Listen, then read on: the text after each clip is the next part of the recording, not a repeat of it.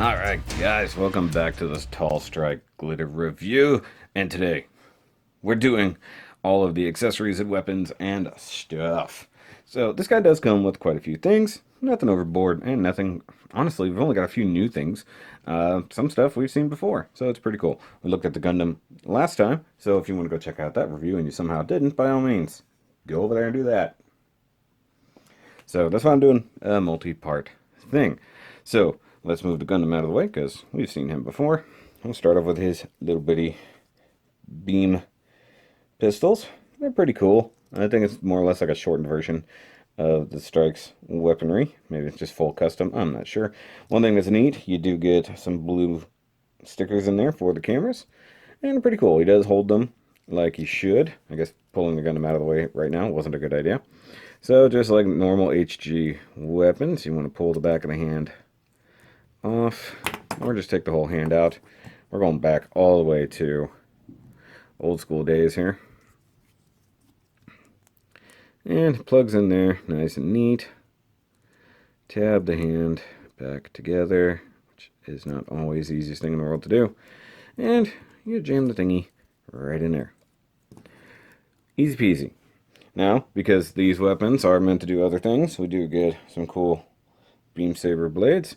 And as you can see, you do have a little bitty spot right there. And he can swing around the beam saber blades. So it's not there for like effect like he's shooting. That's actually made to be a whole separate thing. So if for some reason your enemy got one, you can be like, bush, bush, bush, like that.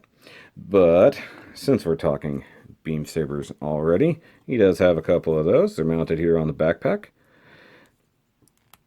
And they do just pull out like you do. And the beam saber blade plugs in.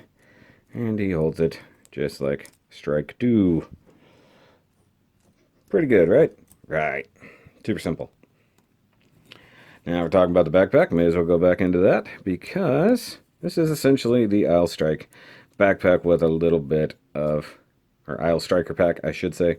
It's been a minute. And being that I've done at least the original remastered Isle Strike MG, this thing definitely looks familiar. Except it's been redone in blue instead of black. So it's pretty cool. So a couple things that you might want to do in the future, if you're keen on it, paint the inside of the thruster area there before assembly. Go ahead and give some black, maybe even some gold for the vernier or chrome, whatever you want to do. I may end up doing that in the future because realistically it's just kind of pulling off these covers. These things are mounted on little swivel points here, so you can rotate it, you can bend them out just a little bit like that. You do get the wings here, which are on hinges as well. Now, if you guys remember from the box review, I showed off that I did not use those red stickers. That's because I painted the wings, and it looks really good. So this is just Italian red over just base primer. You can still see a little bit of overspray there that got past the edge of my masking tape. It's just a straight line, so just a little bit of 6mm tape and then wrapped around to clean everything else. And it came out very nice, and it's a decent match. Of course, the light doesn't necessarily reflect it. You could always just hit that with some flat paint. Now, the backpack does plug in. It does come with this little guy right here, which I think is meant to just be a strike pack adapter, because it does run right in here. Oops, I have it upside down. Like so. Now the reason that was separate is because it keeps coming off. But you've got the single plug right there, and you got the port in the back like you do, and you just shove it on his back.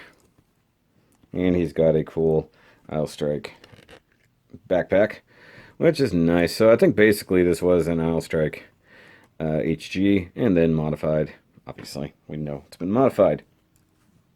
Now he does look a little bit light right there, so we have the last couple weapons here, which are the glitter or gritter revs, as they call them. Now these things are apparently independent little remote control dealies. So I'm guessing, yeah, so they're remote vehicles, kind of.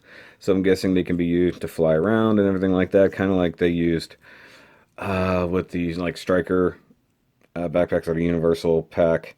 Our universal booster on the Build Strike.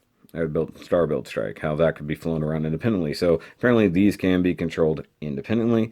They lock onto the shoulders here, these nice pivot points, so it can swivel there, and it does have that there, and the actual wing here does move, though these are incredibly reminiscent of the Age 2 wings, which I'm guessing is where they got some of that design, and the fact that they mount on in a very similar position and are slightly in the way in the same manner as the Age 2, but it still looks very good. And you can plug these onto the Amazing Strike Freedom. They take off the like gun pods that are on its shoulders, and you can put them on there, so they are swappable. I don't believe they're combinable in any way, but they're swappable. Now he does have some vents or thrusters right back in here. You could always hit that with like some gray paint or some gunmetal paint or something like that, just to make it a little bit happier. And then you've got some vents up front for the same deal. I might do that in the future, but as I stated before, I really kind of want to do about as straight a build as possible so that you guys could see what was up. Now, one thing I am slightly disappointed in is no weapon storage. So you've got the guns, all you can do is hold them, and that's pretty much it. But as it goes, he's pretty cool.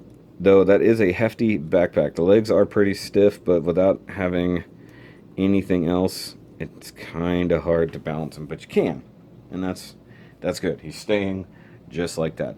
Oh, and you do have a spot underneath, so you can put him totally on a stand, and I think that at some point there may have been an adapter, but this could also be that little bit that came down from one of the Strike variants.